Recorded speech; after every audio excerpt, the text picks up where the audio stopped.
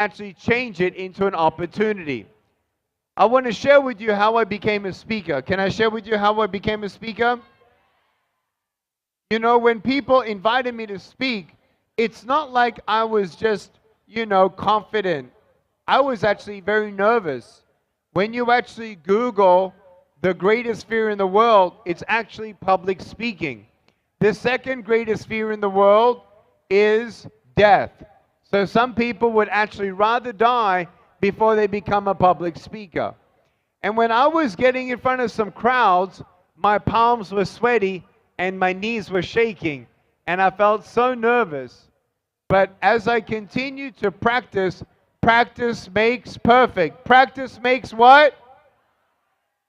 And so now people ask me, are you nervous?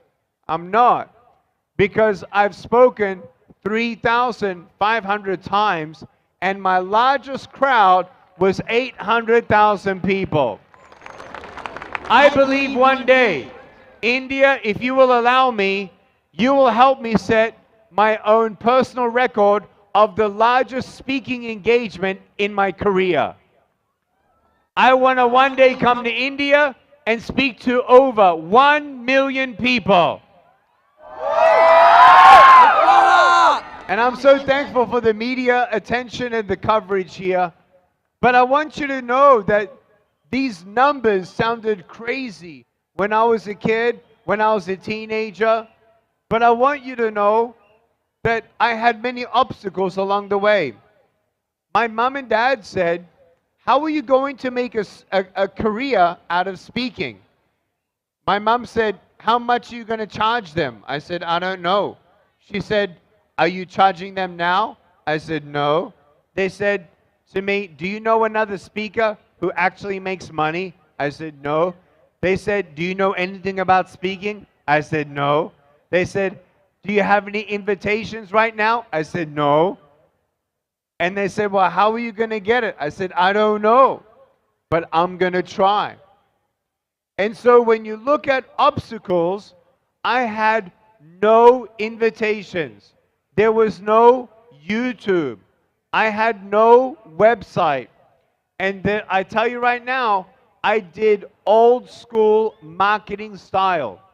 And instead of me seeing, oh, this is my barrier, this is my struggle, this is my obstacle, no, this is my opportunity to learn about marketing. My obstacle is not my barrier, my obstacle is my opportunity. You see, when people look at me, they know that I'm a strong person. You want to know why I'm a strong person? Because I've been through a lot. And when you look at your life and you go through problems and you go through circumstances, listen to me, don't give up. When you continue on one day at a time and you get through that, do you know what resistance builds in you? Resilience. You cannot be resilient without resistance. Does that make sense? You cannot build up your muscles until you make your muscles feel resistance. Does that make sense? So when you are doing something in your life and you have obstacles, I want you to see the positive side of those obstacles. And I started calling schools. These schools had never heard of me before. And I pick up the phone and I go, boop, boop, boop, boop, boop, brr, brr, hello. And I said, hi, my name is Nick, and I'm wondering if I can come to your school and speak. And they said, no, who are you? I said, well, I have no arms and no legs, and I want to speak at your school. They said, no, sorry, and they hung up the phone. And what did I do? Did I give up? No. Did I call the same school back? No. I called up another school. Boop, boop, boop, boop, boop, brr, brr, hello. Hi, my name is Nick Vujicic, and I have no arms and legs. Can I come and speak at your school? And they said, no, we don't believe that you have no limbs. Thank you so much. There was also one of the schools that said, please don't come to the school because you're just going to scare everyone. And I want you to know that was offensive. But I want you to know I have a choice. Say that. I have a choice. Say it again. See, you have a choice in how you see failure, and that's the fifth key. Failure is your classroom.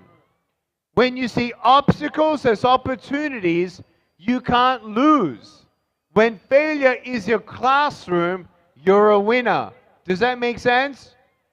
And number 6 is dream big. We have to dream big. And so as I learned about how to become a speaker and how I called schools for opportunities, I want you to know that I started at the beginning. When you look at people like the person who invented electricity, when we use electricity today, do you know that someone had to make this?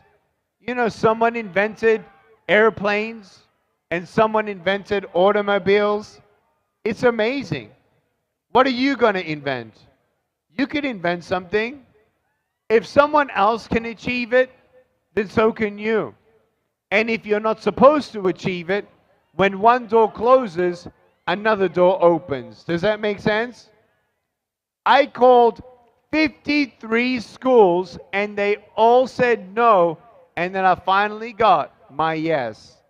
And I spoke and it was amazing. And I realized in my life that if I can just